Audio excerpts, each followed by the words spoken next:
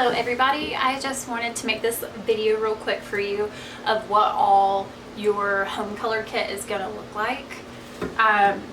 So when you get it, either by being shipped or dropped off at your door, whatever you need faster, it's going to come in this little bag.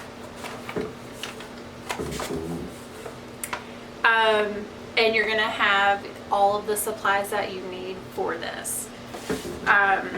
Aside from clips. If you don't have any clips, you know, anything to kind of like hold your hair up, whether it's an elastic or a clamp or clip, hair clip, whatever works best for you. First item that you're going to get out of this little kit is going to be your biodegradable cape, which you're going to put around your neck.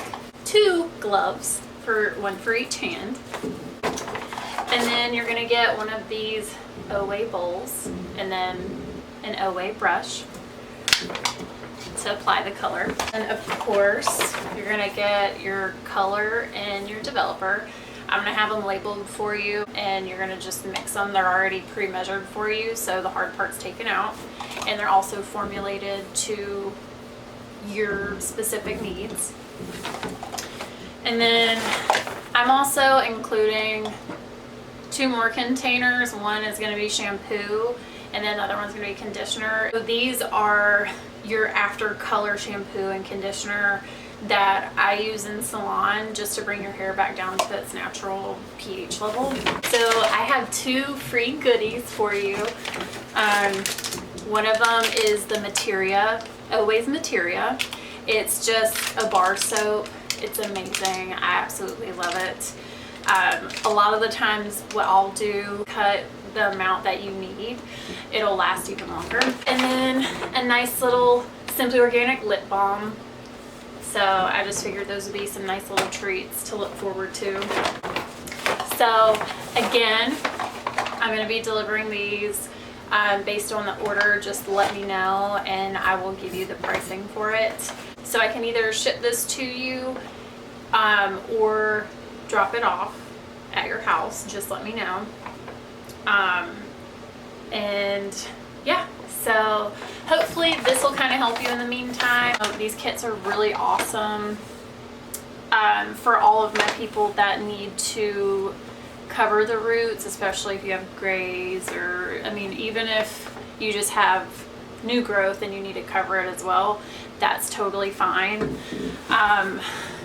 This is probably the easiest service that you can do at home. I always recommend grabbing a second person, just so whenever you're going to do the back of your head, you don't miss any spots and it's not going to be blotchy.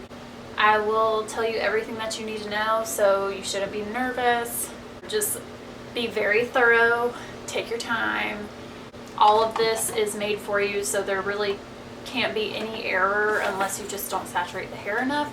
But I will definitely show you how I do that, so there aren't any errors. This is supposed to help you kind of get through this hard time and until I get back in and I'm comfortable. This is the best thing that I can offer you. This is what the bag looks like. And you're pretty much going to have everything that you need in this kit. The only thing that I don't have in here is a comb and clips, but everything else that you need is going to be in here. Also, before you get started, you're going to want a comb, just so you have clean sectioning for the color application. And then usually I'll use this to kind of comb through to really make sure we blur out the new growth into the previously colored hair. It'll really kind of help blur that line, and I'll show you how to do that as well. So I've got her facing to the back away from me. I comb the hair back. If you have a particular part that your hair likes to lay in, you can always apply the color starting with that as well. She has a pretty good part right here, so we're just going to kind of work with that. I can always kind of clean it up, and I'll use my index finger to push the comb to really make sure I get a clean section. I'll follow it all the way down to the nape of the neck, or the back of the neck. so you can see that. So I just took the comb and went all the way back here. So for now, I'll just kind of like clip that out the way. Go to the side of your person. And then I always like to part, I don't know if you can see her, there's her profile. I always kind of start at the apex of the head, so the highest point of the head, and I'll take my comb all the way to the top of the ear. So to find out where the highest point of the head is, you can always rest the comb, and wherever it lays, flat is where the top of the head is. So I'm going to take this finger and I'm going to push and section out.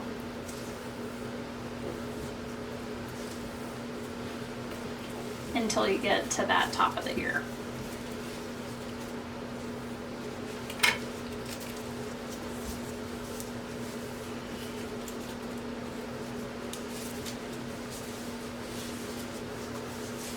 And then you have this back section, go ahead and twist it on up.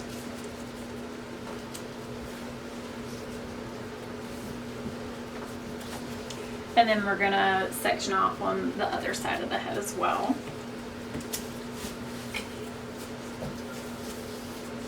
So apex to the top of the ear.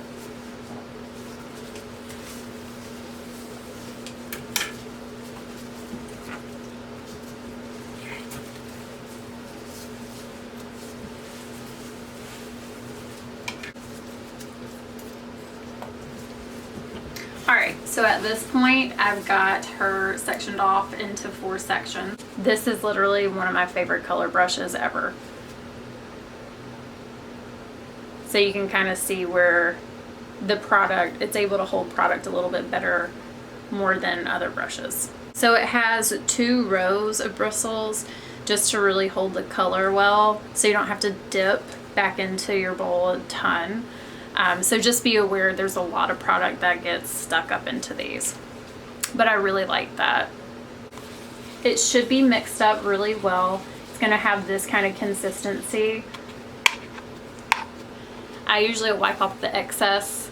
See, it holds that product in there really well. And then I'm going to start and I always want to start and paint the roots first, just because in this scenario when you're covering the gray hair, it needs a lot of time to really like get into the hair strand.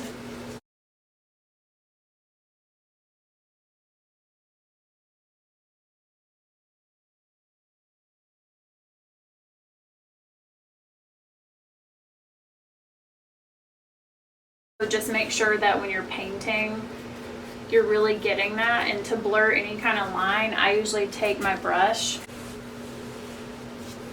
So I have the brush horizontal like this, I hold it from the tip, and then you can just kind of flick it with your wrist to kind of blur out any of the line of demarcation.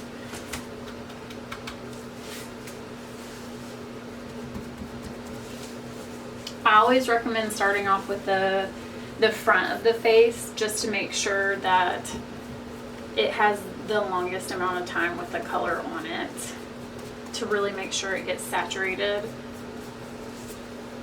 for the gray coverage.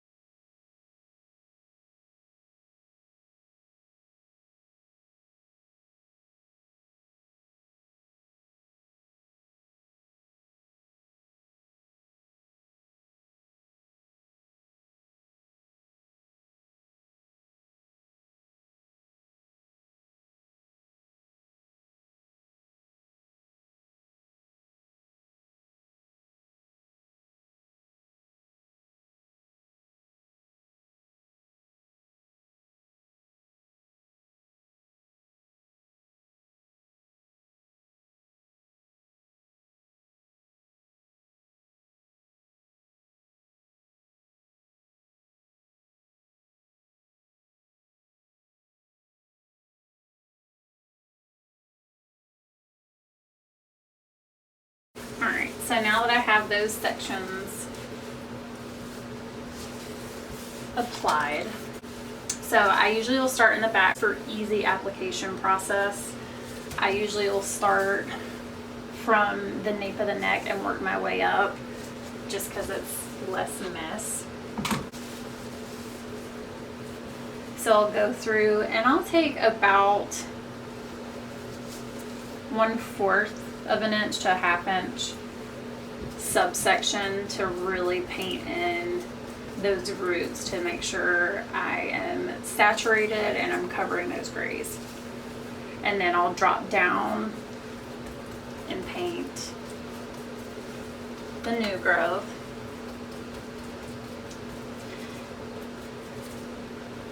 Drop another section.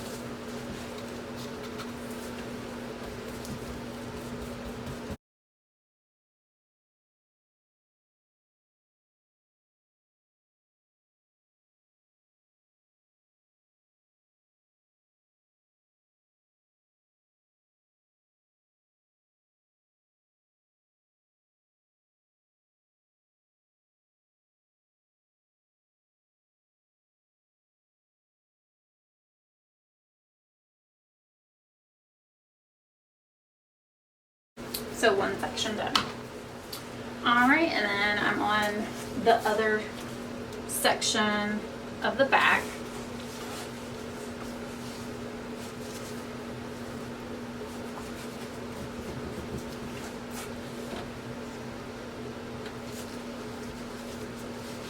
And again, I'm taking about a 1/2 inch to 1/4 of an inch subsections to paint and make sure that the gray hair gets covered really saturated and well. Gets colored really well and saturated.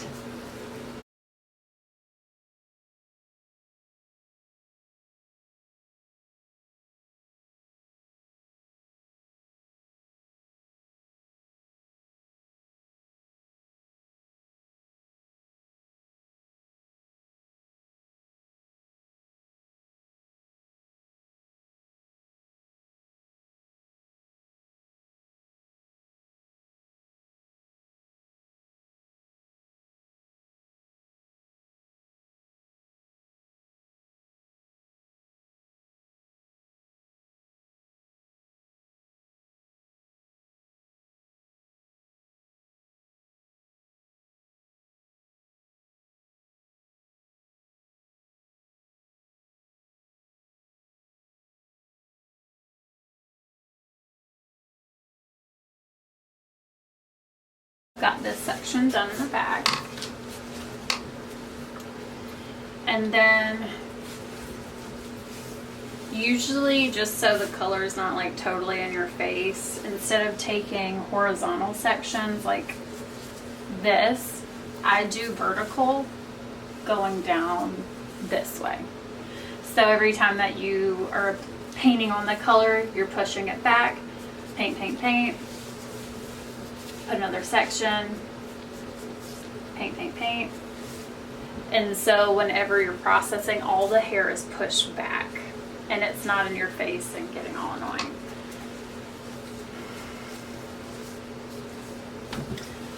Alright, so starting with the front section, instead of taking horizontal sections like this, you can. I usually like to go vertical because every time you push the hair back or you put the section back, you can paint the color onto that section, drop it back, and then pick up another section that's a 1/4 inch to a 1/2 inch. I would do a 1/4 inch just to ensure that it's saturated enough. Paint that new growth.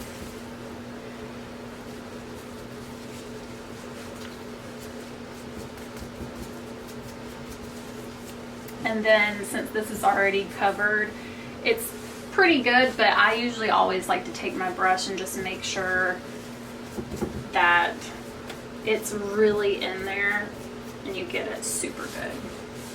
Alright, so I have that side done, and then I'll twirl her over this way. And you always want to make sure when you're having someone work on your hair that you're standing in front of the section directly itself. So I have a doll so I can move her head however I want. But if I was in a scenario where I was in a chair that's stationary and I can't move it around, I would be moving in front of every single section that's directly in front of me, just making sure that I can see it and I make sure everything is covered. You never want to like be on this side of the hair and try to put the color on or even do haircuts with your arms like this. You always want to make sure your work is right in front of you. Alright, so this is the last section. Again, if you want to do horizontal sections, you can. I feel like it's less mess if you take vertical sections and you paint that new growth back. Go up,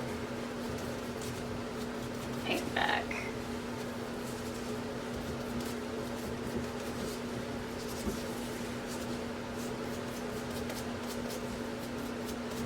Alright, so I have all the roots covered.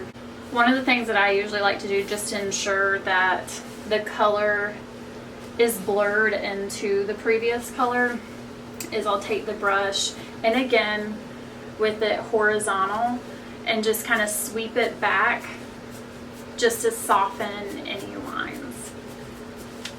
So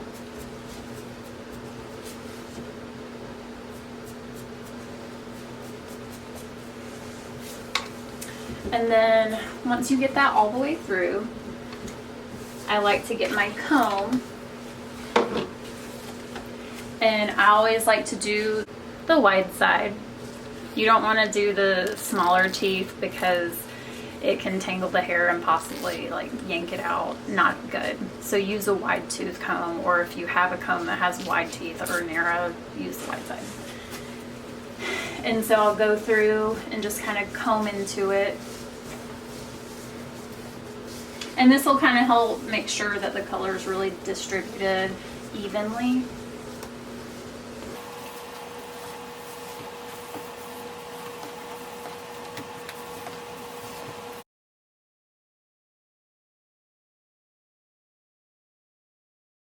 Alright, now that you have it all combed back, I usually just take the hair, twirl it until it kind of goes up like this, and